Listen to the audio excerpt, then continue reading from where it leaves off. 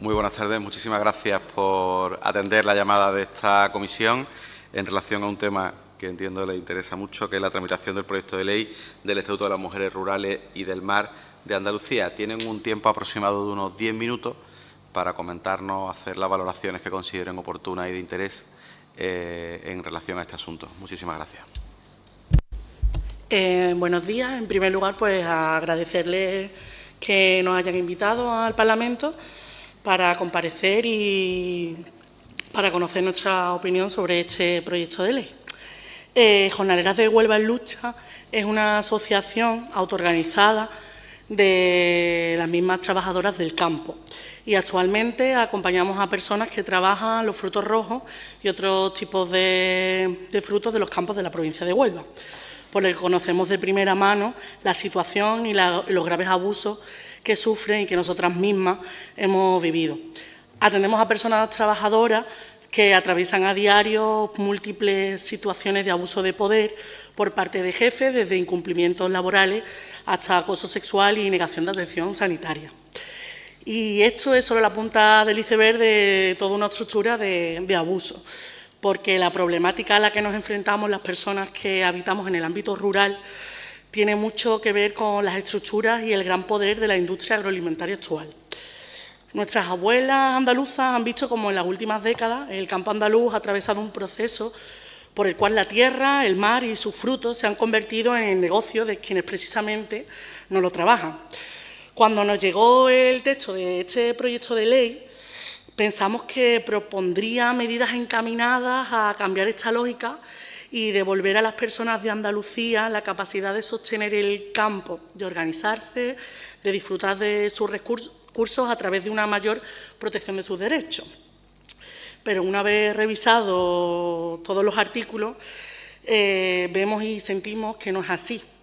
Aunque creemos esencial que se creen leyes a favor de la igualdad, creemos que esta concretamente no lucha por todas las mujeres que componemos lo que creemos nosotros que es la definición de mujer rural. El texto del proyecto afirma expresar el compromiso del Gobierno andaluz con las mujeres de los sectores agroalimentarios y pesqueros.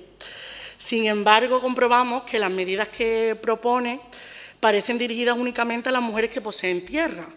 De hecho, en el texto del proyecto no se cita en ningún momento la palabra jornaleras, cuando son el colectivo que sostiene el cultivo de la tierra.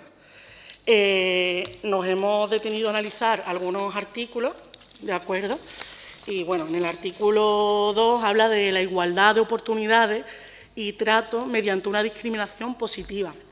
Sin embargo, a lo largo de todo el documento se ignora la interseccionalidad de la discriminación.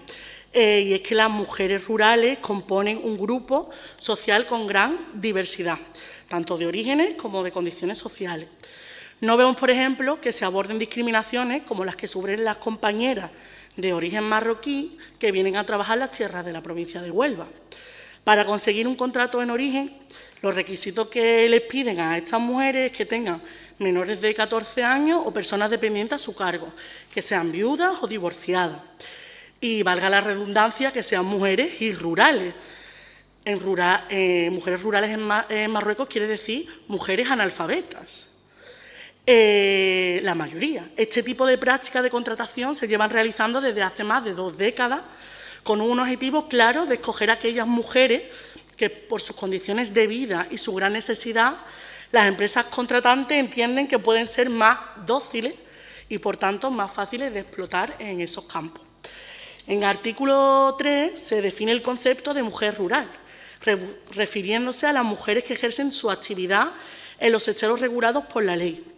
Como comentábamos antes, echamos en falta tanto una definición más explícita como que el alcance de la ley incluya a las jornaleras, esas mujeres que se levantan a las 5 de la madrugada para recoger la fruta y las manipulan en los almacenes, las que durante la pandemia las llamaban esenciales y porque garantizaban ese plato de comida en nuestras mesas y que durante el confinamiento, mientras la mayor parte de la sociedad se estaba protegida en sus casas, ellas estaban arriesgando sus vidas en los campos. Son estas mujeres las que ahora Unos años después, creemos que son dejadas al lado en un proyecto de ley que tiene por vocación el compromiso por parte de las instituciones con las mujeres rurales. Este es el compromiso, señorías, en las que ni siquiera se la menciona en esta ley. Nos da la sensación de que este uso genérico e impreciso del término mujer rural en la ley es intencionado para invisibilizar y no abordar los derechos de las jornaleras, que, como hemos dicho, se levantan de madrugada para trabajar en condiciones durísimas, y a veces encadenando varias faenas. El proyecto de estatuto cita textualmente que el enfoque de género, el empoderamiento y la visibilidad de las mujeres son principios transversales a la ley. No puede existir ningún tipo de empoderamiento, ni enfoque de género, ni que se cumplan los derechos, si no se cumplen los derechos laborales de las jornaleras. No puede haber visibilidad cuando ni siquiera se la está nombrando. En el artículo 4, que es sobre la representación en los órganos de dirección de las cooperativas, sociedades, asociaciones y organizaciones profesionales, podemos observar diferentes representaciones sin nombrar la fundamental, si queremos, la transformación y la igualdad de oportunidades en el campo. Fomentar la organización de las trabajadoras agrícolas para defender sus derechos. Un punto más que demuestra que esta ley solo habla de la igualdad en los despachos y en esas grandes mesas caobas de las grandes cooperativas. Corresponsabilidad y conciliación son términos que podemos encontrar tanto en el artículo 8, en el 5 y en el 10. Me gustaría que nos explicara cómo se consigue la conciliación teniendo jornadas laborales de hasta 14 o 18 horas en los almacenes de manipulados, como ocurre en las provincias de Huelva y de Almería, jornadas en las que muchas de las mujeres han tenido que dormir hasta en los coches frente a su centro de trabajo, porque si volvían a casa era arriesgar sus vidas en la carretera o no llegar a la próxima jornada laboral, en la que no pasaban ni siquiera 4 horas en medio. En estas condiciones, como pueden ver, no hay cabida para la conciliación o la ruptura de los roles de género. Y ni siquiera proteste ni exija un mínimo de descanso, porque te invitan a salir por la puerta. A todas estas compañeras que protestan son las que atendemos luego nosotras, nuestra organización. Nosotras mismas hemos sufrido esa represión, hemos sido jornaleras. Por eso estamos aquí, hoy dando la cara, porque lo pedimos todo por reclamar, estas bonitas palabras que hablamos de manera difusa, que de manera difusa acoge y recoge este proyecto de ley, sin en realidad materializarla ni con protecciones concretas. Pasamos al artículo 8, que habla de los procesos de cambio necesarios orientados a lograr la igualdad en el ámbito del empleo. Y con este punto también me voy a referir al artículo 22 y 23. Antes de primar en los criterios de valoración de ayuda y subvenciones a empresas que elaboren un plan de igualdad, que mínimo que asegurarse que cumplan el convenio colectivo de su provincia. Seguimos con el artículo 9 y en referencia al punto del protocolo para la prevención y actuación en los casos de acoso sexual o por razón de sexo. En ningún momento en esta ley se indica nada sobre los casos de acoso mediante relaciones de poder, es decir, de jefes a trabajadoras, cuando en nuestro día a día la realidad que nosotras vivimos en nuestra asociación son las llamadas de las compañeras que sufren acoso y no lo denuncian por miedo a perder su trabajo, o porque, como hemos vuelto a ver en esta campaña, en menos de 24 horas un juez vuelve a sentenciar que las trabajadoras marroquíes que denuncian algún tipo de acoso sexual es porque tienen intereses espurios, quedarse en España y conseguir los papeles. Este tipo de abuso, que no se ejerce de un igual a una igual, no está contemplado en esta ley en ningún momento. Comprobamos una vez más que esta ley no está orientada a proteger a las trabajadoras del campo y a las jornaleras. y mucho menos para las jornaleras migrantes, que viven en el mismo tajo en el que trabajan, sin acceso a un vehículo de transporte que las pueda llevar a una urgencia médica, sin tener ni idea de la burocracia, sin conocer el idioma ni las leyes españolas. Y eso, y sobre todo, repito, sin conocer el idioma, que es súper importante para poder contar su situación. Porque cuando hablamos de mujeres rurales de Andalucía, también hablamos de nuestras compañeras migrantes, de Marruecos, de Rumanía, de Bulgaria, de Honduras, de Ecuador, de Guatemala y de Colombia. Las compañeras que vienen cada año a salvar la cosecha de la patronal de ese fruto rojo. Y bueno, va a continuar mi compañera Ana. Termino con lo de Sandra y ya vamos a las propuestas.